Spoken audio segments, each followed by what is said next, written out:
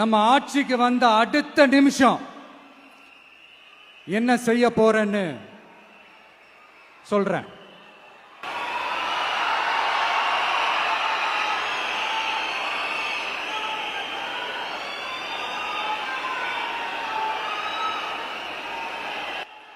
Number 1,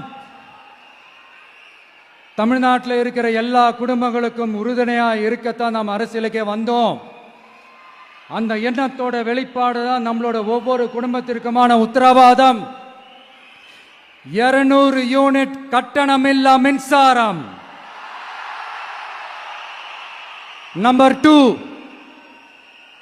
என்னோட பாட்டி, அம்மா, அக்கா, தங்கச்சிங்க எல்லாரும் தமிழ்நாட்டில் எல்லா இடத்துக்கும் அனைத்து அரசு பேருந்துகளிலும் கட்டணம் இல்லாமலே போகலாம்.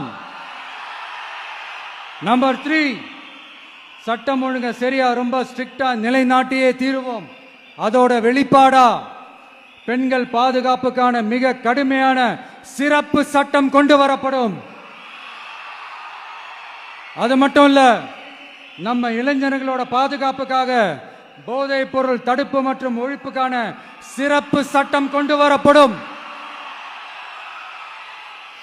And I will visit one district headquarters, that is the collector's office of Tamil Nadu, to meet the public of that particular district and receive their petitions. இதை நான் ரெகுலரா பண்ணுவேன். இதெல்லாம் செய்வோம். இதோட நாம சொன்னதெல்லாம் கொஞ்சம் கொஞ்சமா நம்ம ஆட்சிக்கு வந்ததுக்கு அப்புறம் செஞ்சு காட்டுவோம். சொல்லாததையும் செய்வோம், அது வேற விஷயம். ஆனா இப்போ நம்மளால செய்யறத செய்ய முடிஞ்சதை மட்டும் இப்போதைக்கு நான் சொல்லியிருக்கிறேன்.